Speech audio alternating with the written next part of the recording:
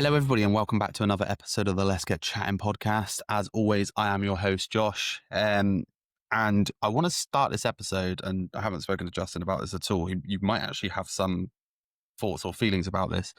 I did an episode last week, just expressing sort of the whole Charlie Kirk situation. I'm sure you're aware of it and seen it and whatnot.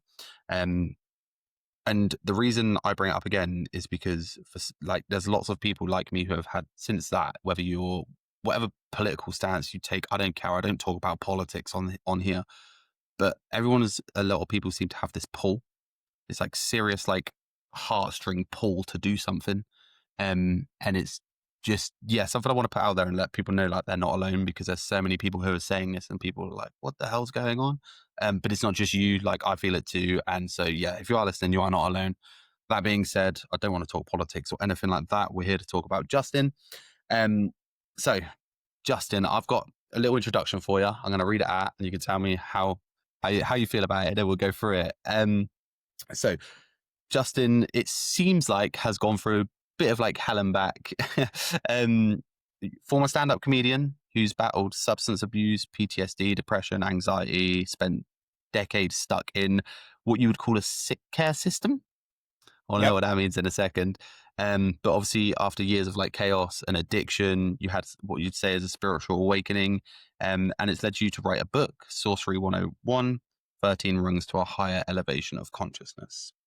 You call yourself a mystical comedian, a little bit Deepak and a little bit Tupac. Again, I do want to know what that means in a second. But your mission is to help people with trauma reclaim their self-worth and rise out of what you would call spiritual bankruptcy. That's about right? Yeah, that's completely accurate. Yep, for sure. Well, welcome on. I always like to start these episodes as ask about your childhood and tell us a bit about you, where you grew up, how your upbringing was. Because the only reason I ask is a lot of people who go through these struggles, sometimes it's like a bit of childhood trauma, that sort of thing. But then there is also a lot of people who have like the most normal, perfect childhood. Yeah. Yeah, no, mine was not it's really good to know, people that have been through stuff. There's sympathy and there's empathy, and there's a big difference. Sympathy is someone who will, listen to your pain, whereas empathy will, someone who will feel it with you. And I certainly Yeah. have empathy for people with, that had tough bringing, because I certainly did. Okay. So my childhood, there's capital T trauma and there's lower T trauma. And there's a big difference between the two. So capital T trauma is kind of these knee jerk, abusive situations. Someone might have been sexually molested and might have been, physically Yeah. abused. These are like, knee Heavy jerking shit. events. Yeah, like knee jerking events. But then there's this lower T trauma, and that's what I went through, and that's kind of like the slow burn, kind of emotional neglect. Okay. I grew up in a household that, it was just me and my mom. My dad was around when he was younger, but it was just a terrible relationship. So Mm-hmm. they were much, much older when they had me. So they were already married for 20 years. And, by the time I came along, the crack in the marriage kind of morphed into a canyon. So Yeah. it just was not a good relationship. Shocked it lasted as long as it did. But it did. But both of my parents, they just kind of live this an emotional vacuum. They're just not emotional people. So that, the word love is not mentioned. They're not huggy people. They just, I anything feel that. anything approaching vulnerability is not discussed in my household. So anything, like, what do you want to do with your life? To anything like, stay Yeah. away from drugs, here's the sex. It's just not mentioned at all. Like, Yeah. Similar to me, to be honest. yeah, and even saying things like, like you're important or loved or you're safe. These are things that children need to be told, and I just wasn't told. Yeah. Yeah. So, she did the best job she could, and she had her own issues. Most of my memories growing up were just kind of alone in my room. She was alone in her room. She was physically present, just emotionally absent. Yeah. Yeah. So, there was just a lot of, I just grew up in front of a TV, video games, Mhm. and the pop culture of the time period, kind of that, late 80s, early 90s, whatever was around, the movies and TV shows, on Yeah. SNL and the goofy movies of the time, and, Jim Carrey and Adam Sandler. And this is my childhood. So, that just led to, when a child isn't told by an authoritative figure that they're loved and important and cared for, they're going to look to the world for, love, 100%. validations, and the world is always going to tell them they're not loved, they're not safe, they're not cared for, and that's what happened with me. So these beliefs were placed into my psyche, my subconscious, at a very young age. And so I kind of grew up in high school and college, and that's when the drugs came in because, Okay. comedy took away my pain as a child and making people laugh. I made my Yeah. mom laugh. She was depressed a lot of the time, so I'd make her laugh. I'd do voices. I'd see imitations of people and be able to like pull off the voice really well, and I'd make her laugh. And Oh, so that made nice. me feel good. And I made my friends laugh, and so it was something I took on. It was like, okay, oh, this makes my It's a pain go away. great feeling. It's a This is great great. feeling, isn't it? Yeah. Yeah. So that was kind of that started, and food was another one. I'd say food was another one I hid behind as well. But comedy, I hid all my emotions behind comedy and food. And as I grew older, that turned to the comedy was still around, but the food kind of morphed into more of drugs and alcohol Okay. Okay. in the teenage years. And that's when things really started getting out of hand because that's the chains of addiction are too weak to notice until they're too strong to break.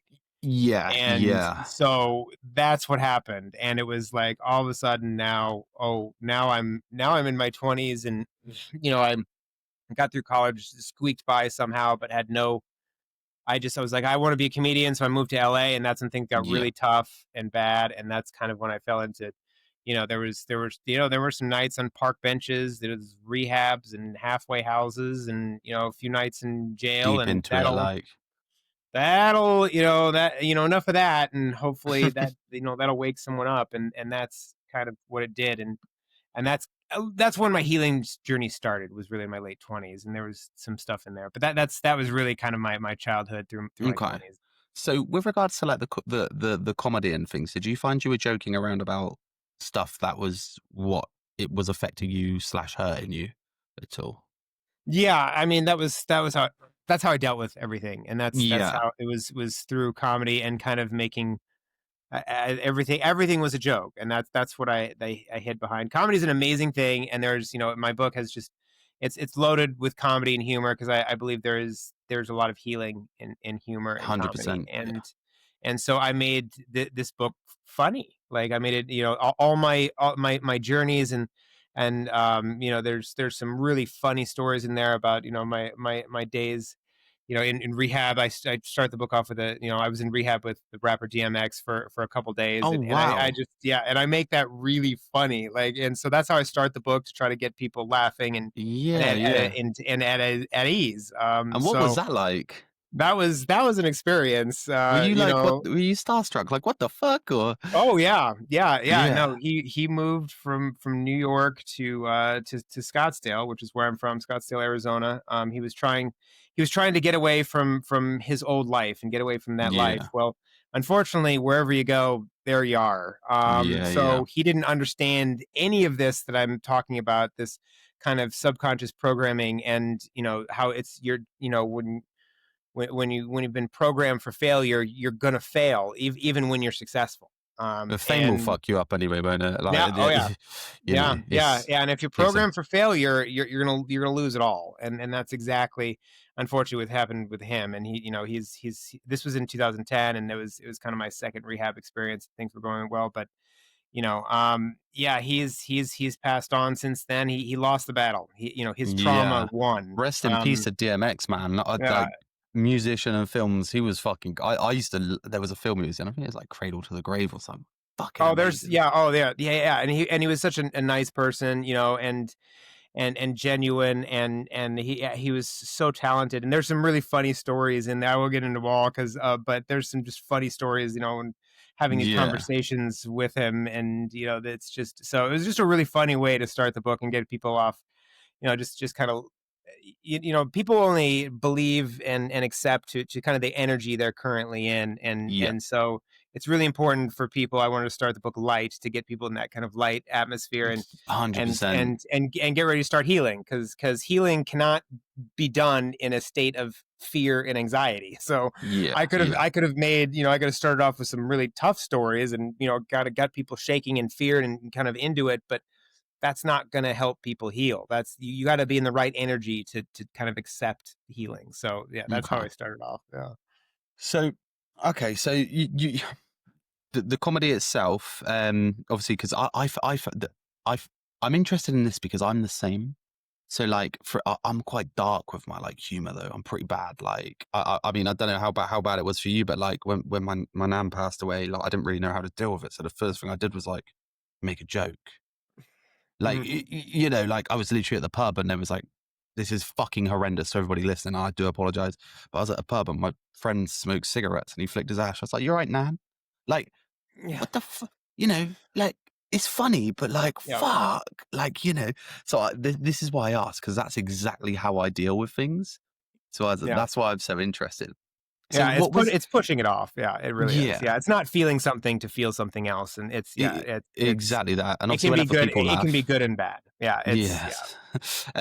So the drugs themselves, what first, like, what pulled you into it? Like, what was it that took you to drugs? Like, was there a specific moment where you were like, it was curiosity, or did you know it was going to make you sort of feel that like better? Was it something someone told you? What was it that sort of made you go with that first step?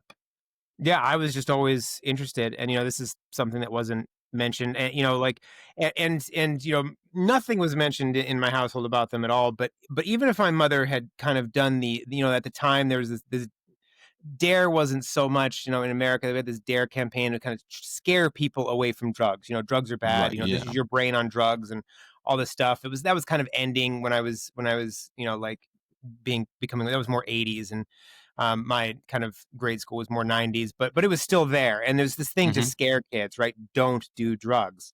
Well, if I tell you don't think of elephants, Don't you're gonna press think that of button. elephants. Yeah, Yeah. it's yeah, Yeah. you've Yeah. yeah, and now you've got a bunch of rebellious kids like me, like, "Fuck you, don't tell me what to I'm do, doing I'm that gonna do shit. whatever what I wanna Fuck do." yeah. So, like, that's kind of what happened with me was, like, "Don't tell me what to do, I'm gonna do whatever I wanna do." So it Yeah. is the wrong way to approach things. If you're gonna approach something with your kids, if there's any parents out there, like, you just gotta say, "Here's why there's drugs, here's what it does, here's what the benefits are, but here's where the consequences come in, and just Yeah. love them through whatever their choices may be." I mean, Give them all the hopefully they make information. the right, but it's attack the situation with love and peace will follow. So it's just like it just so but saying nothing either like my mother did was not the right approach. So I was always Yeah. interested because I had this thing called spiritual bankruptcy, and I just felt bad all the time. Hmm. I felt bad all the time, and so it's this depression thing, and like I said, it was just that love wasn't something that my mom was good at. Like she doesn't understand it. She grew up in a household that just was very similar. And my grandmother, I met my mother. I said my parents are much older, so I only met one grandparent, and it was my mom's Yeah. mom. And I don't know if you've ever seen Always Sunny in Philadelphia, but Mac's mom, who's just this chain smoking, drinking, like, "Hey kid, come give Mhm, your mhm. granny a kiss," like one of those. Like that was my grandmother. So like growing up, and I can see it's like, well, no wonder my mom was the way she was, like but she didn't drink. She didn't go that route because she saw the destructiveness it did. So she just internalized everything. And like Yeah, yeah. she would just, she was kind of one of those teeth grinders that just would isolate herself and just, so, it was very sad. She was in a lot of pain. I can see it now. As a child, you don't see that kind of stuff, but she can only be what she was programmed to be, and without any this awareness that I'm talking about, that we're all programmed, either for three things. We're either programmed for failure, mediocrity, or greatness. That's really it. And our childhood dictates what one of those three things is.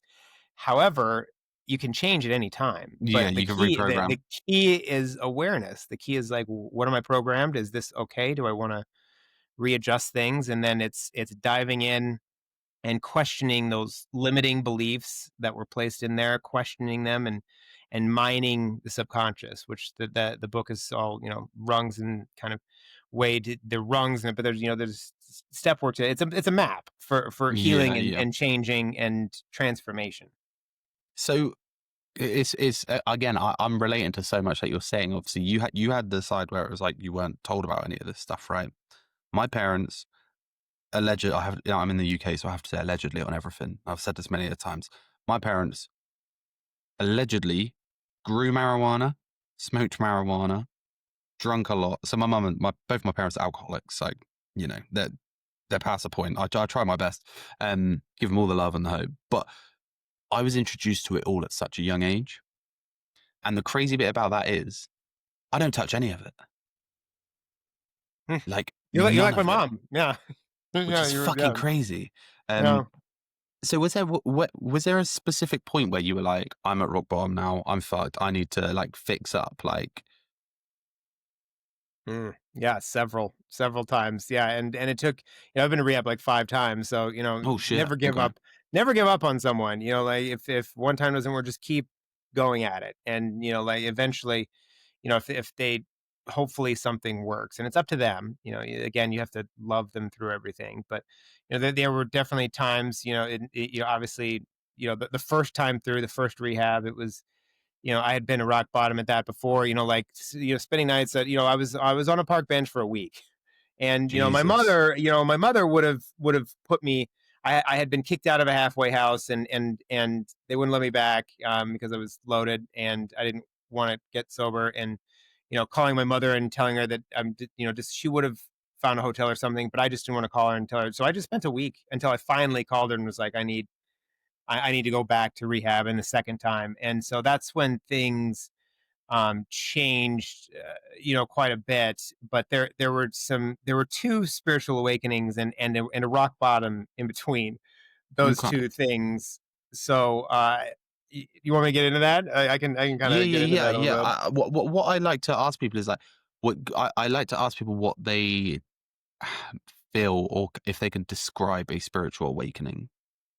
Yeah, I can just, yeah, I get pretty well. So, uh, the second spiritual awakening, that's the one that kind of took over. There was a first one that was just, it was just this kind of tinge, and there was just like a little bit, and it was kind of the Christian. I kind of went the Christian route, and did the Okay. whole thing of going to church. And Christianity for me ended up being, this is for me, everyone's Yeah. different, but for me it ended up being just this really pretty amazing mansion, right? Like this, it's really amazing. It's like 18 rooms and 17 bathrooms. There's a game room, and there's a basketball court, and there's, wow, this is really great. But you're secluded in the mansion.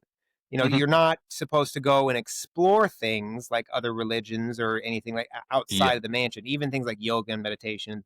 These are kind of taboo things for Christians.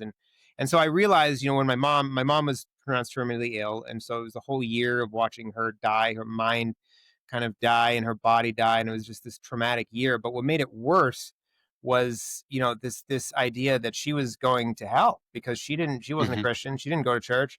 And so that was programmed into me. So that whole thing really made me question things, because I realized this beautiful mansion with all these bedrooms is built on this cracked foundation of fear and judgment.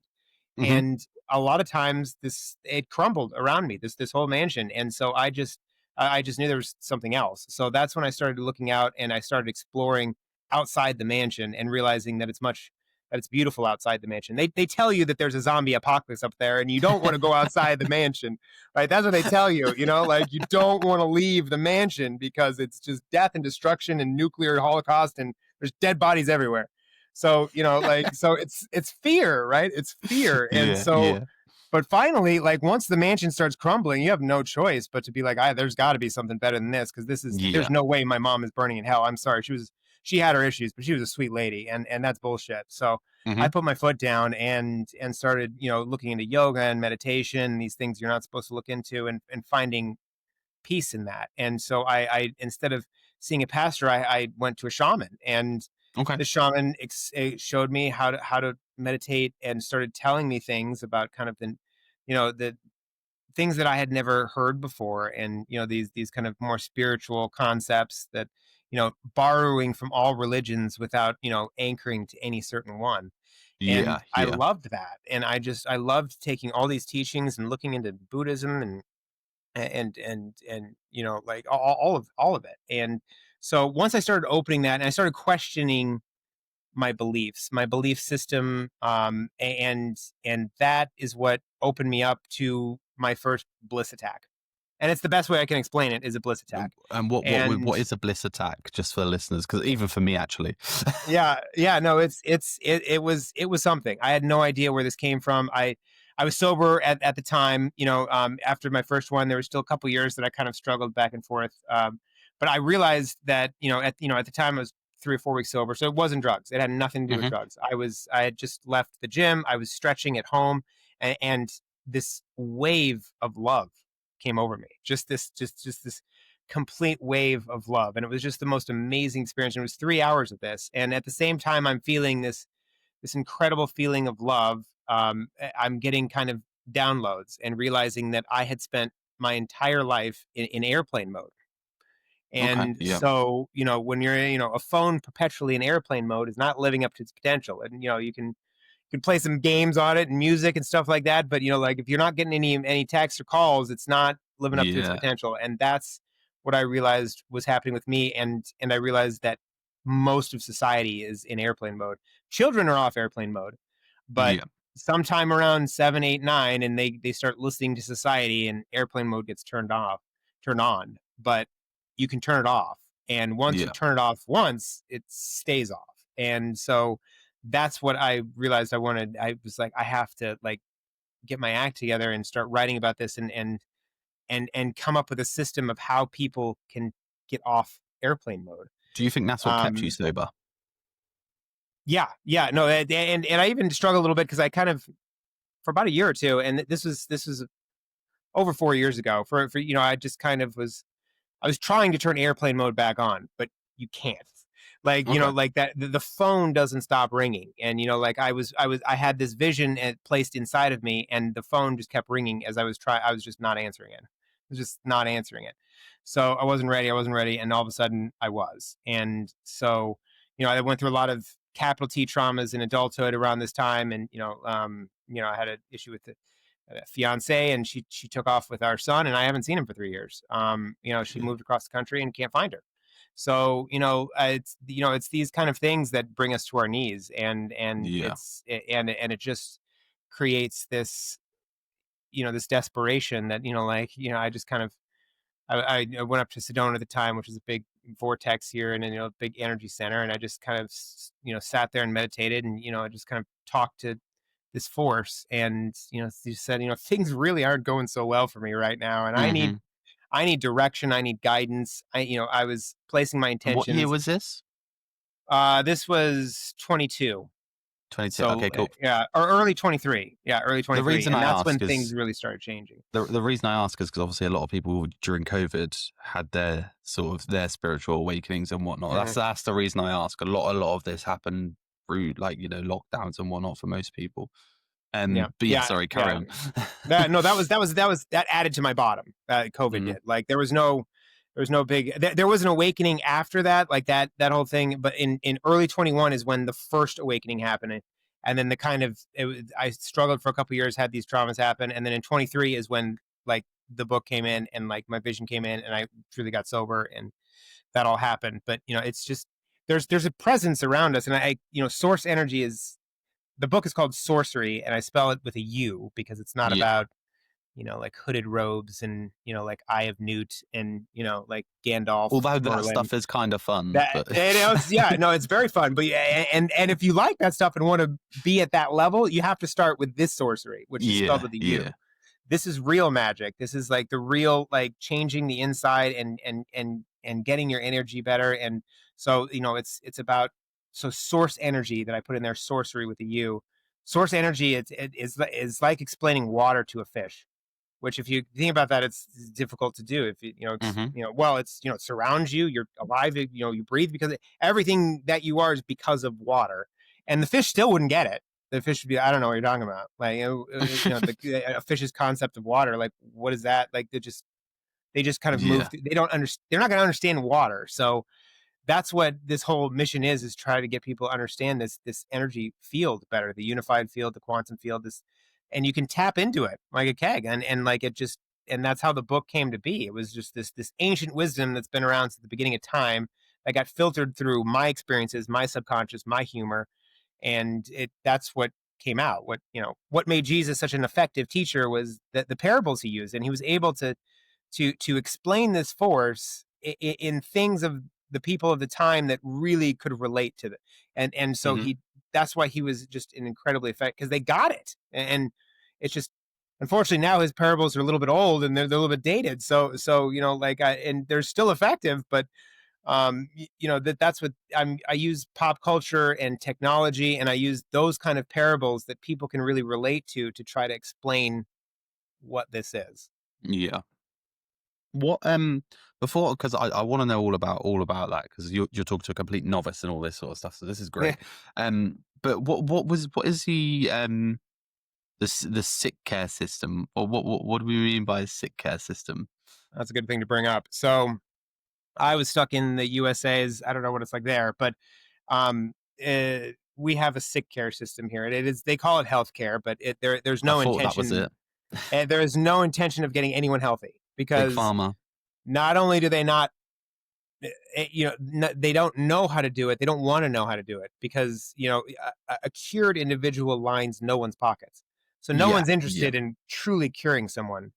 They will manage the symptoms, but any disease that's labeled as chronic is going to go uncured, because there is a trifecta of the mind, body, spirit, and that is the key to healing. And it's only in the past few years, really recently, and there's still some that deny it, but this mind body connection, they're finally being like, okay, well, maybe there's a mind body connection, but the spirit is going to be left out, continue to be left out, and Hmm. because they're just not going to do that. So what I like to compare it to, and because it's never to talk bad about the medical community, it's huge, it's amazing, it's this amazing thing that's helped so many people, and they know what to do with acute injuries. So bodily injuries, acute injuries, if I fall off a ladder and there's a bone sticking out of my arm, that's not a great time for acupuncture.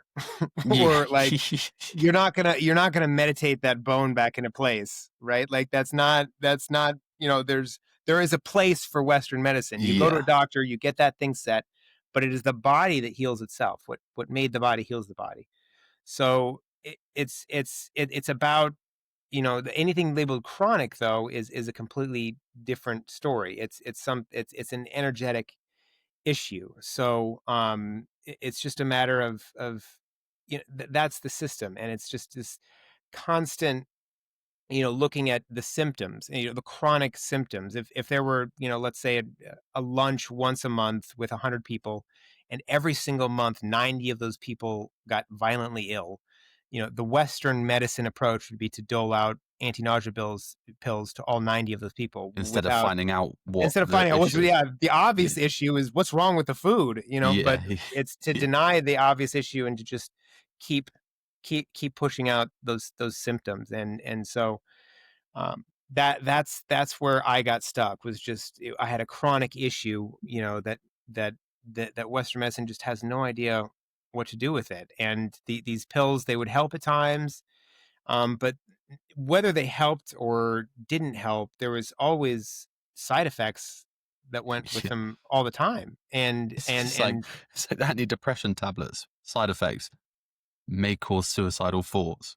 yeah, yeah. So suicidal, homicidal thoughts. So it's like, so how is this helping me if I want to, like, walk into oncoming traffic or stab my Hmm. cousin? Like, how is that Yeah. helping me?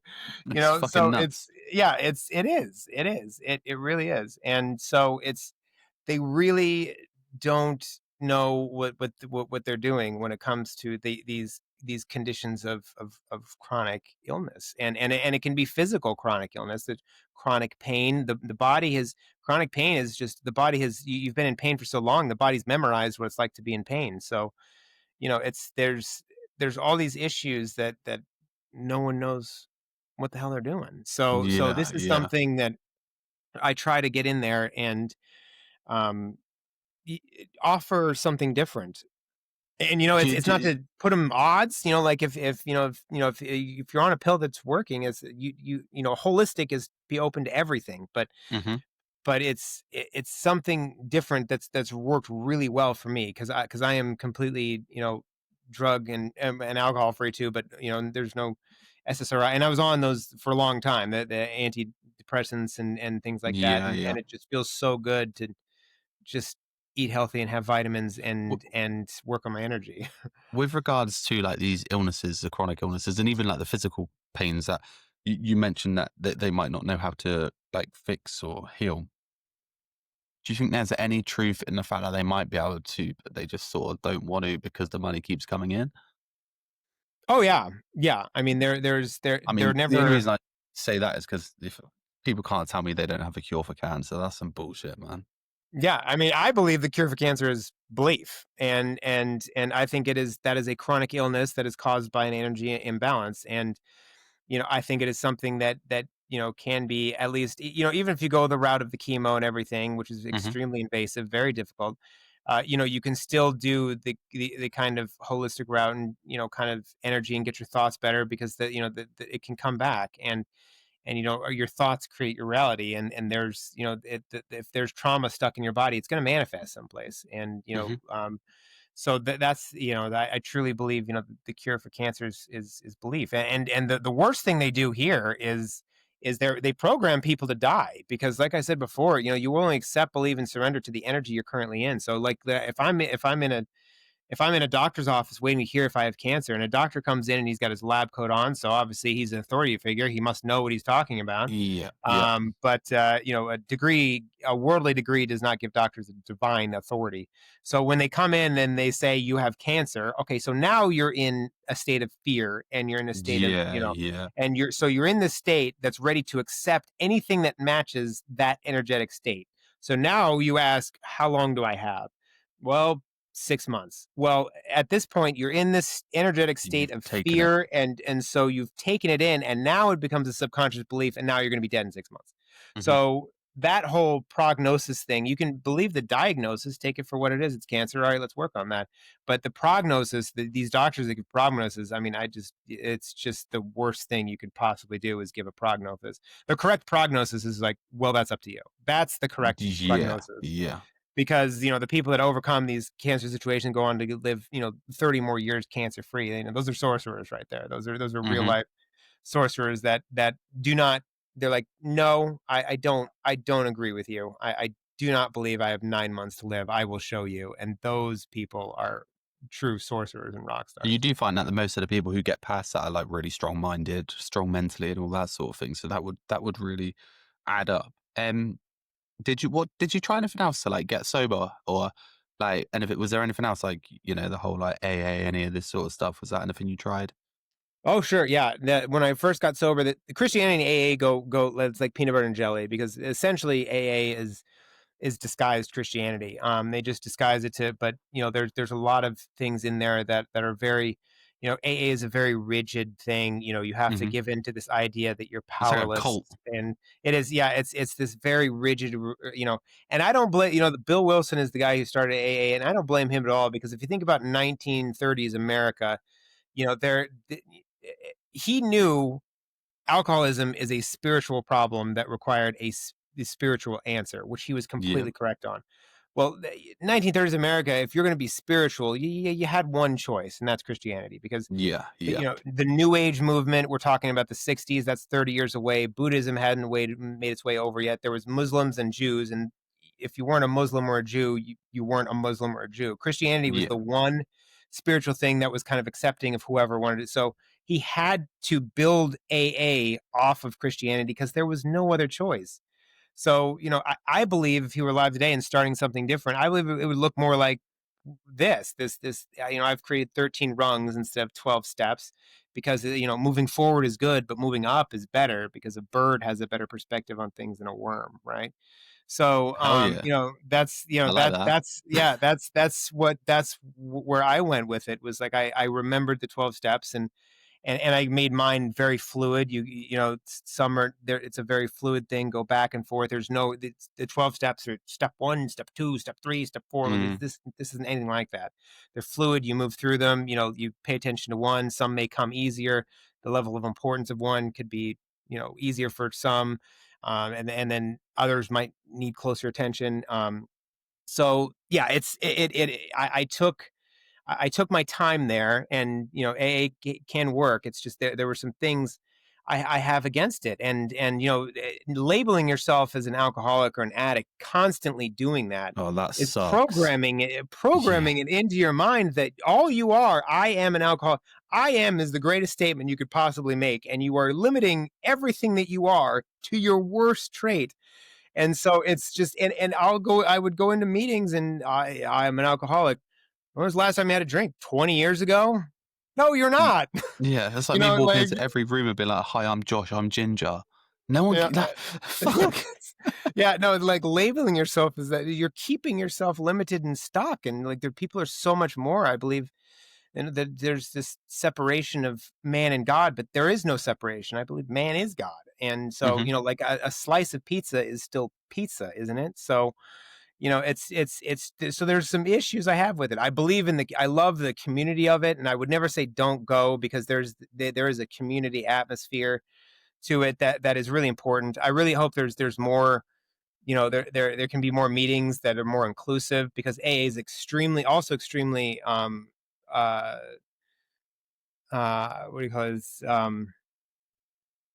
ah I'm forgetting the word for it, but they exclude, people. If you don't have a problem with drugs or alcohol, and that's just one symptom of a spiritual malady, you're not welcome at these meetings. And it's to the point where, even if you have drug problems and you talk about it in an alcohol meeting, they don't like that, even though it's Yeah, that's all crazy. drug. Alcohol is a drug. It's Yeah, the most, I think it's the worst it's drug, the worst. but Yeah, no one sees that. And like, they don't want to hear about drugs in their alcohol meetings. So they made a bunch of meetings for drugs, and there's a meeting for each drug, so that everyone can not talk about different drugs in different meetings. And then they it's made fucking gambler nuts. meetings, and then they made sex meetings, and no one can talk about what they're struggling with. You have to go to these meetings. You can't just. So that's what the sorcery thing, and like, just eliminates that. Like, Yeah, I suffer from alcoholism. I suffer from depression. I suffer from anxiety. I suffer from sex addiction. I suffer from. I was just ended it. I suffer. Just come in, and like, I'd love to make meetings where, just, if you're struggling, come. Like, you don't need to be struggling with a substance or anything like that. Like, there needs to be just meetings where, if people are struggling, just come, and you yeah, don't yeah. you don't need to worry about, like, being secluded and left out, because you don't drink, or you don't use drugs, or you're not a gambler, or whatever the case may be. Or that's the separation. Everything gets sent to you. You have depression, you go see a doctor. If you have, alcohol, you go to AA. If you have drugs, you go to meetings. Like, if you have anxiety, you take some pills, and everything's held so separately, when there's one core issue, and it can all be solved. Yeah, yeah. Uh, Discrimination. That was the word I was using with AA. yeah, discriminating. Discrimination. Yeah, There's a lot of discrimination. That's like, people that are struggling are not welcomed if they're not struggling with alcohol, it's and like a that's very inclusive group. that's What I would bullshit to me. say is, like, obviously, that all being said, just like you, like, not it's not like one thing. In my opinion, anyway. You may completely disagree with me, but it's not like not one thing doesn't work for everybody. So, like, Yep. AA might work for somebody. What you're talking about and what you do might not work for that person, and vice versa. So anybody's listening, it's not like I'm sat with, especially me, because I've slagged off AA in the past. But at the same time, it's like, that's because it wouldn't work for me. It doesn't mean it Yep. wouldn't work for the said person. So yeah, if that's what you feel like you need to do, please do it, because anything to help you is worth helping you. What? Community is huge, and yeah, I would just say, mental health is not one size fits all. That's what Hmm. yeah. Exactly that. Speaking of, like, the mental health and things side of it, it's like, what's your, like, views on the stigma around, like, obviously mental health and, like, alcoholism, addiction, and things, because for me it's like, growing up, obviously, if you think of, like, a drug addict or an alcoholic, you think of somebody who's homeless, fucking. You say a drug addict, and the first thing you think is a crackhead. Like, Mhm. that's what it always was. Someone who's, like, doing heroin on the streets, living in a box.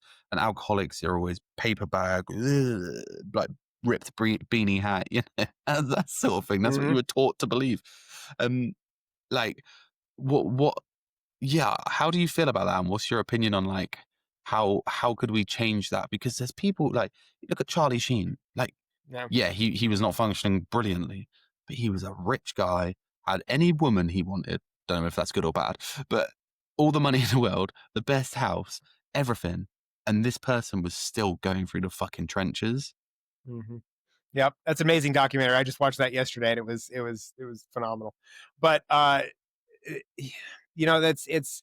I actually went to meetings for quite a while called that was a new meeting that had popped up because of course it was separate, called Pills Anonymous, Okay. and these are people that struggled with doctor prescribed pills, and they were Hmm. just from all walks. They were your uncle. These are people that silently struggled and suffered and were able to be extremely functional. There were people in finance. There we had nurses in there that were stealing some of the pills from the hospitals, and but were highly functional and normal people, normal jobs, and struggling with addiction because it's Hmm. all they're still drugs. I mean, a lot of them can be very strong drugs, and mostly the people that are in there, the main focus is not the antidepressant drugs. It's the controlled substances like the Yeah. benzodiazepines, the opiates, the stimulants.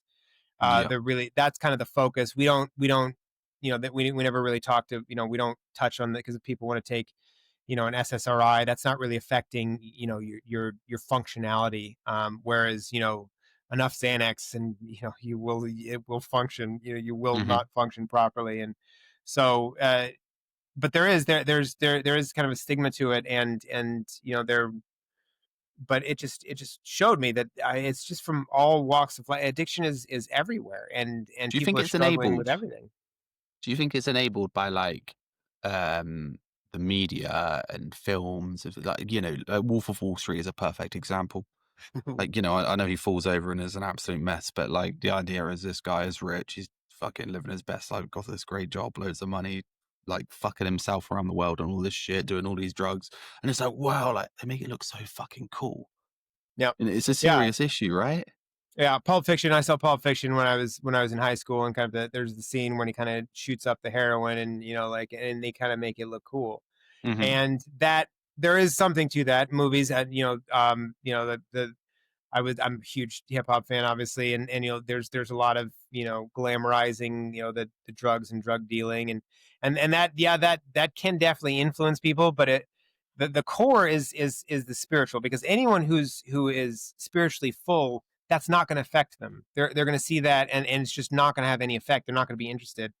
Um, but for someone, it is highly influenceable. On the other hand, with people like me and this spiritually bankrupt, because now you're looking at that, and it's glamorizing, and so it's a double-edged sword. There's something to it that's like it's unfair to blame, because it is not what to blame is the spiritual bankruptcy of someone taking that, and or the violent video games, and saying that it makes people shoot people. Well, anyone who's in a good spiritual place can play Grand Theft Auto without going to steal a car. Yeah, yeah. Like it's like, and there's it's two ways. It's You can't completely blame it, but also there is an influence to it for anyone that's struggling and in that spiritual bankrupt place, that sees these movies or video games, and yeah, it does have an influence, because then you're already in this place like, oh, that might make me feel better. That looks like a Hmm. rush. That would, and so then it gets the thoughts going, and so it can have an effect. But the real issue is not the movies, video games, and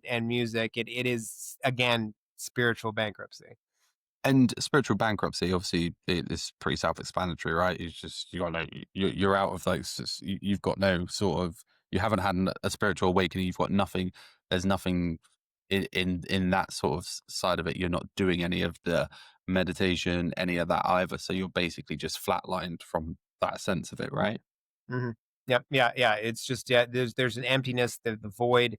You're feeling your void. You're kind of so-called God hole with things of the world. There's the illusionary things of the world that you think make you feel better for a time, but they never truly fulfill you. Pleasure.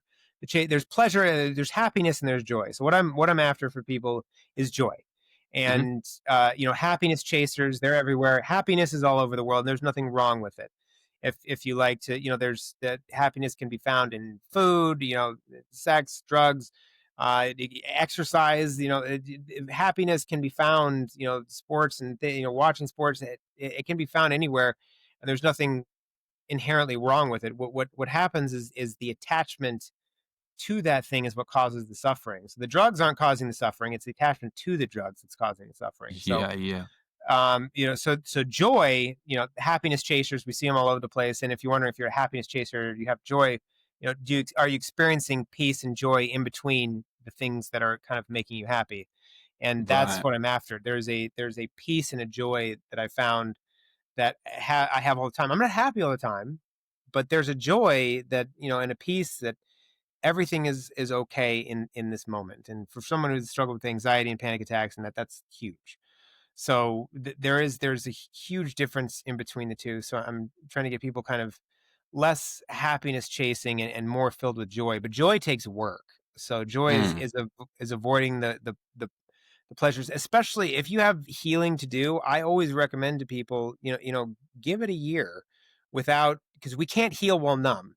You yeah. can't. So if you're drinking, and maybe it's even you're just a weekend warrior, and you go to work during the week. You don't drink. I don't have a problem with it. I go hard on the weekends. Well, you're still avoiding something. So, and Yeah. it's not to say you need to stop drinking forever. Maybe like after that year, and you go through every single day of that year without running from pain. You've done a lot of progress in yourself. You can maybe go back to it or whatever. But we can't heal while numb. So it is extremely important that you put your happiness chasing, whatever your everyone's got a thing, and the phone is the Hmm. biggest thing. Oh, It's fuck it's yeah. the biggest. It's That's the biggest pain, the pain ducker with the phones, and you can't, yeah, and you can't completely stop the phone, but you can definitely regulate it. And one of the things I did was and not everyone can do this, I understand, and but I just deleted all my social media for a couple of years, and just to Oh, just to shit. get completely off of it. Yeah, I've recently got back on Instagram because now that I'm kind of out there in the book and Yeah, everything, yeah, but yeah. I've only gotten on Instagram That's that's one. I know Instagram is owned by Facebook, but I hate Facebook, Oh, and I don't dude, like, they're all. they're just awful. I hate it, and I have like PTSD from Facebook. But I was on Facebook back when you needed like a college email to get on Facebook. I mean, I was on Facebook for like 15 years, and I have PTSD, Facebook PTSD because of it.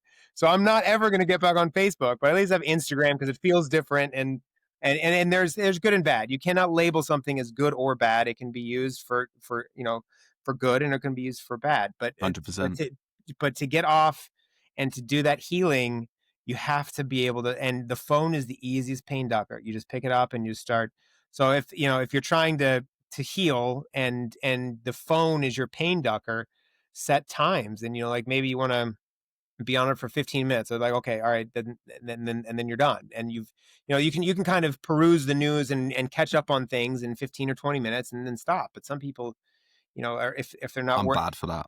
I'm it's bad for it. it's I'll be it's honest. But it's tough. for this, I need everything. And with regards to, so you talk about being spiritually bankrupt. Can you give like, because obviously we've been through, like you've spoken about all the like the traumas, PTSDs, alcoholism, addiction, all that. Now I want to sort of take it on like a positive light. What if someone feels like they are spiritually bankrupt, or they're stuck in a little bit of a lull or a doldrum and whatnot? How would you unbankrupt yourself, is what I guess I'm trying to say. Where would you start? How would you start the process of having it? I know you can't force awakenings, but where would the process start? Well, the book is a Reading map. your book. So yeah, it's not just to even buy. If you can't afford it, like you can email me and I'll send you a free ebook, or like like the PDF or something. So That's like awesome. I want to get it out there and just like start the healing. And it's a map. It's a map. Mhm. But like in the book, the first rung is shadow work, and it's the first rung for a reason. They're not necessarily in an order, but it's really important to start with that. And the second rung is a call for inaction, which is meditation. And so those two are the best, and they kind of go hand in hand together, because to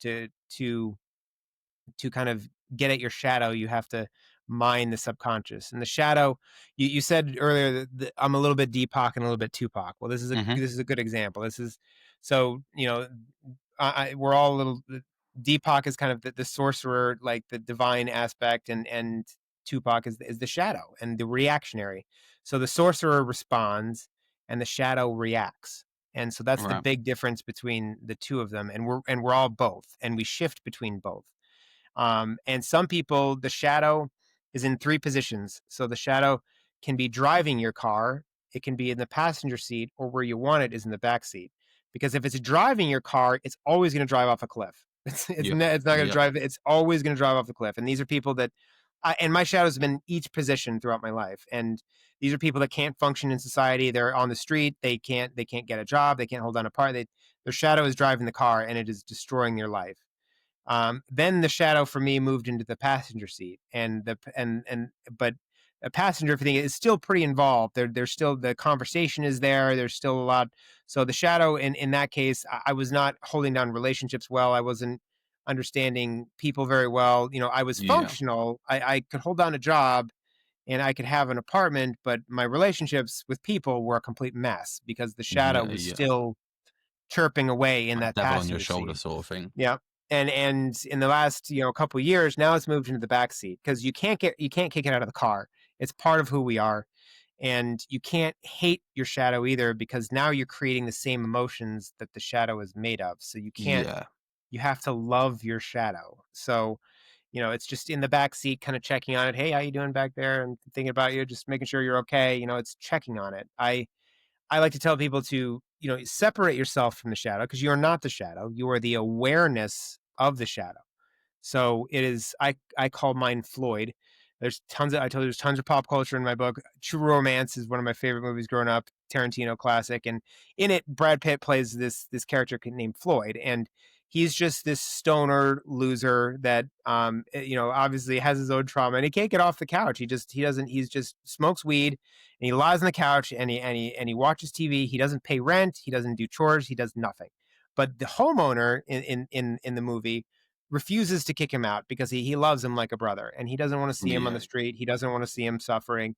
So the guy just lets him smoke weed and not do anything and just sit on the couch all day. And so Floyd is that's my shadow is just Right. this, Yeah. this lazy, it doesn't add a whole lot to my life, but I have to love him like a brother because he's there and he was created in a time of need.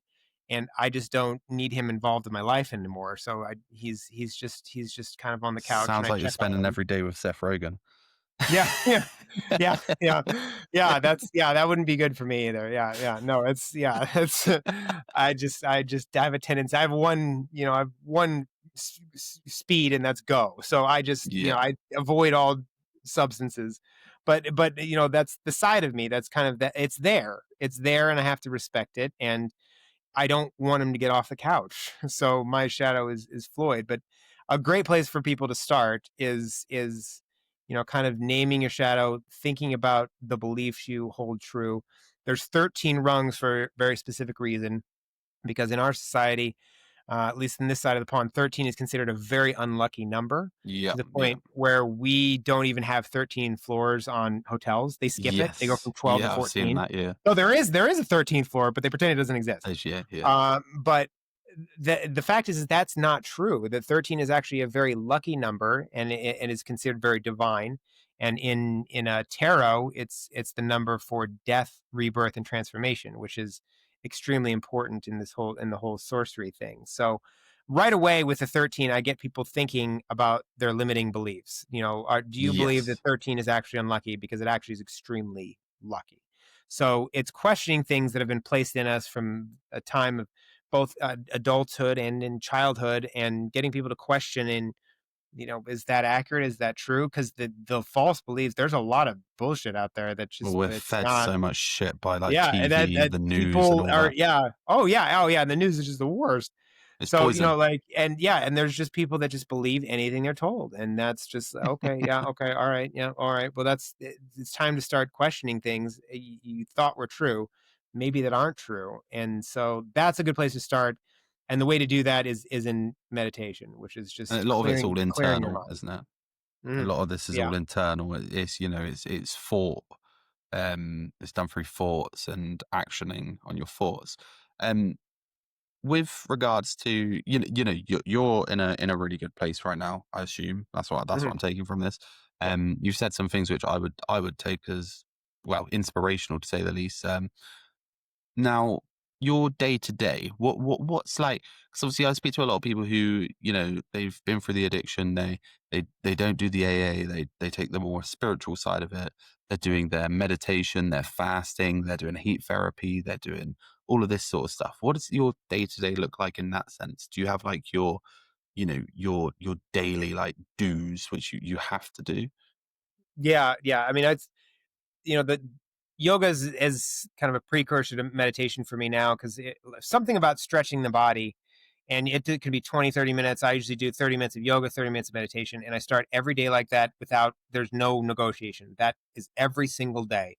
Yeah. Because your health is much like a sand sculpture. So, over time, like a sand sculpture can be beautiful and amazing. It's amazing looking, detailed sand sculpture, but like you leave it for a day, oh, it's a little bit sand. So you Hmm. leave it for a couple of days, oh, it starts to leave it for a week, and now it's really falling apart. So my health is a sand sculpture. I got to keep every day. I got to like Keep fix the sculpting. things that, yeah, I got to keep sculpting. So that's extremely. I usually like to do the same yoga and meditation in in the um in the afternoon as well. Sometimes there's not time for that, which is fine as long as I get my morning. I'm good. But exercise is a huge thing.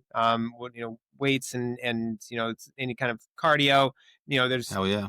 breaks for it too. You can't do it every day, especially as I'm getting older now, and I'm I'm starting feeling to it. feel that. I'm Yeah, feeling it. yeah. So you need day break. You need breaks too, but learning is a huge one. Reading. There's so many books. Chopra and Joe Dispenza and Wayne Dyer, and continuing to learn feeds my soul. So I Yeah. just look for things that are feeding my soul, and there's always things that are just fun to do. I love a good horror movie or whatever, and that's great and that's fun. But if that's constantly what I'm putting in my mind, and like it's going to start affecting my soul. It really Yes. is. I Yeah. can't. I need a balance. And I can't.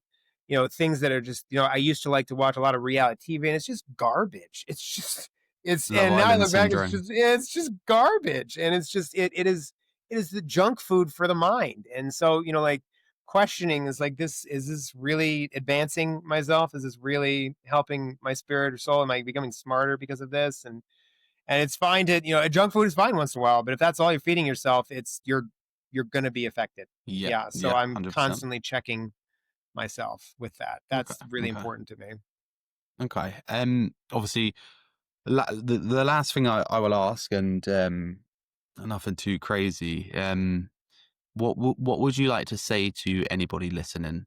Just in general, whether they're going through addiction, mental health, or just in a general sense, what would you like to say to anybody listening? The best, so I like to say, like, the best advice I can give someone, that there's this thing out there that people say, live every day like it's your last. Well, for someone like me, that's terrible fucking advice. Okay, like that is the worst advice, because my last day looks like I am not going to do my yoga and meditation. I'm going to end up drinking, and I might end up robbing a pharmacy. Like Hmm. that's what my last day looks like. Cause screw it, my last day. I Yeah. don't care. Let's Okay. Why party it not? up. Yeah, let's party it up. So, I like to tell people that, stop with that mentality and start living day like it's your first day. So if Yeah. you start living life like it's your first day, now, like you're in it for the long haul. Like, all right, I got to do my stuff today. I got to build something towards the future. The journey of 1,000 miles starts with one step. So you're doing stuff to build stuff towards your future. And there's also a curiosity, because if you think about, the childlike curiosity is extremely important to have, because it just if you're questioning things and you're curious about the world, and it just puts you in this mindset that just is really healing and good, and you start learning more, and it's less about your problems, and it takes the focus off your problems and more on something fulfilling. So if Yeah. stop living life like it's your last day and start living life like it's your first, and watch Fuck yeah. watch things change. Watch things change. They will. Fuck yeah. No, I'll take that. That's brilliant advice, actually. Well, listen, man, it's been a pleasure to talk to you. I will say I've taken a lot away, actually, myself, and I personally, I don't feel like I struggle with too much.